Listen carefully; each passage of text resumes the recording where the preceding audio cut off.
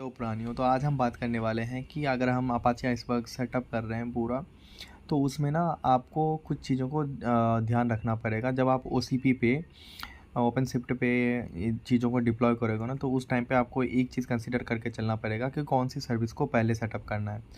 तो जब भी आप इमेज डॉकर के थ्रू करोगे, तो वो चीज़ आप कैसे पता करोगे? तो उस चीज़ को पता करने के लिए आपको बस सबसे पहले अपने वाईएमएल फाइल में जाना है एंड देन वाईएमएल फाइल में आपको दिखाई देगा डिपेंड्स ऑन।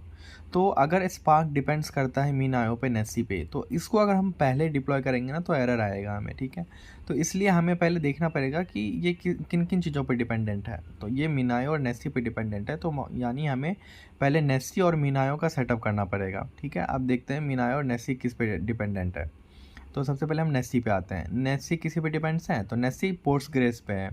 तो इसका मतलब है कि नेस्सी से पहले हमें पोस्टग्रेस को डिप्लॉय करना पड़ेगा, ठीक है। तो पहले हम पोस्टग्रेस को करेंगे और उसके बाद हम नेस्सी को कर देंगे, क्योंकि नेस्सी उसके सिवा किसी और पर डिपेंडेंट नहीं है। उसके बाद हम देखते हैं मीनायो को। मीनायो किसी पे डिपेंडेंट है, तो आप देख सकते हो मीनायो किसी पे भी डिपेंडेंट नहीं है, तो हम इसको इंडिविजुअली कर सकते हैं।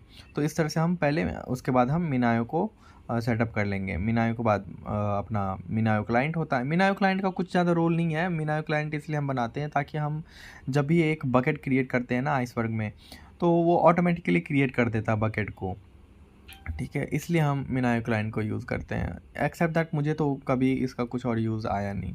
उसके बाद हमारा ट्राइनो है। तो ट्राइनो क्या करता है, ये एक क्वेरी इंजन है जो कि आपके डेटा को फैच करके लाएगा और आपको डेटा दिखाएगा। तो ट्राइनो का काम है। वैसे हम स्पार्क के थ्रू भी कर सकते हैं, लेकिन ट्राइनो फास्ट है कंपैरिजन टू स्पार्क। उसके बाद हम वॉल्यूम्स की बात करते हैं। तो वॉल्यूम्स हम इसलिए डिफ़ाइन करते हैं, वॉल्यूम हम इसलिए असाइन करते हैं ताकि जब भी हमारा कंटेनर रीस्टार्ट हो तो हमारा डेटा लॉस्ट ना हो। अब डेटा कौन सा लॉस्ट हो जाता है, जैसे कि ये वॉल्यूम है, ठीक है, मीनायो का डेटा है।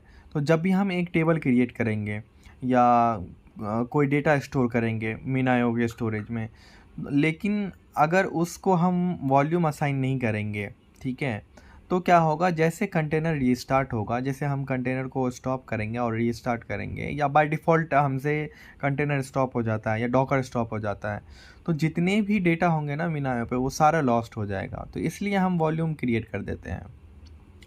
दूसरा वॉल्यूम मैंने क्रिएट किया है पीजी डेटा। पीजी डेटा मैंने क्यों क्रिएट किया है? पीजी डेटा इसलिए मैंने क्रिएट किया है कि फॉर एग्जांपल जो नेस्सी है ना, नेस्सी नेस्सी एक कैटलॉग है और कैटलॉग के पास में मेटा डेटा पॉइंटर होता है जो कि टेबल के मेटा डेटा को स्टोर करके रखता है। लेकिन अगर हम इसको वॉल्यूम असाइन नहीं करेंगे, तो जो हमारा मेटा डेटा पॉइंटर है ना, वो लॉस्ट हो जाएगा और इसकी वजह से क्या